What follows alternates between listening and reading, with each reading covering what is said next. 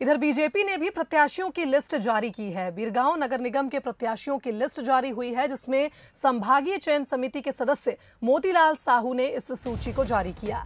40 BJP पार्षद प्रत्याशियों की सूची जारी हुई है। बता दें कि बीजेपी भी लगातार तैयारियों में जुटी हुई है। ऐसे में प्रत्याशियों के नामों पर मंथन बीजेपी में भी जारी था। 40 बीजेपी पार्षद प्रत्याशियों की सूची जारी हुई है और आप टीवी स्क्रीन पर देख सकते हैं। बीरगांव नगर निगम के प्रत्याशियों की लिस्ट जारी हुई है। नगर पालिका निगम बीरगांव के लिए भारतीय जनता पार्टी की संभागीय चयन समिति के द्वारा 40 वार्डों में से 39 वार्डों का दमदार प्रत्याशियों का चयन किया जा चुका है और एक वार्ड नंबर 34 अभी रोका गया है। उसका भी नाम का कल घोषणा कर दिया जाएगा।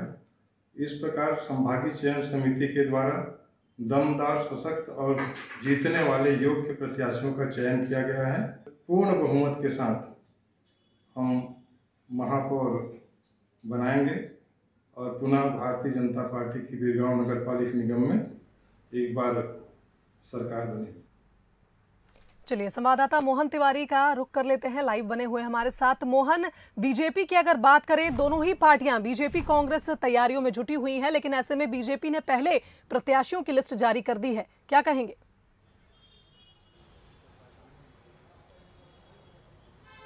देखिए, बीजेपी में कांग्रेस से थोड़ी अलग पद्धति से प्रत्याशियों का चयन हो रहा है। बीजेपी जो है वार्ड स्तर से जो अपने जानकारियों को एकत्र करके जिलों में भेजती है और जिलों में क्योंकि दावेदारों के नामों को छटनी कर दिया जाता है और सिंगल नाम के पैनल बनाए जाते हैं, उन्हें संभागीय समिति में भेजकर अंतिम मोहर लगा दी जाती है। तो कांग्रेस जहां प्रदेश स्तर पर उम्मीदवारों के नामों का डिस्कशन करती है, वहीं बीजेपी में ये काम संभाग स्तर पर हो जाता है। तो जिन जिन संभागों में नगरीय निकायों के चुनाव हैं, उनके नाम संभागीय समितियों को बीजेपी के पास आ चुके हैं। उसी कड़ी में हमने देखा कि रायपुर संभाग में जहां पर केवल एक नगर निगम में चुनाव है, वहां के 40 वार्डों की सूची आज बीजेपी ने जारी कर दी। उसी तरीके से कांकेर की सूची कल जारी हो गई थी और दुर्ग की सूची, क्योंकि वहाँ 3 नगर निगम हैं, नगर पालिका हैं, इसलिए कहा जा रहा है कि कल उसे अंतिम रूप दिया जाएगा। संभागीय समिति की बैठक वहाँ कल होगी।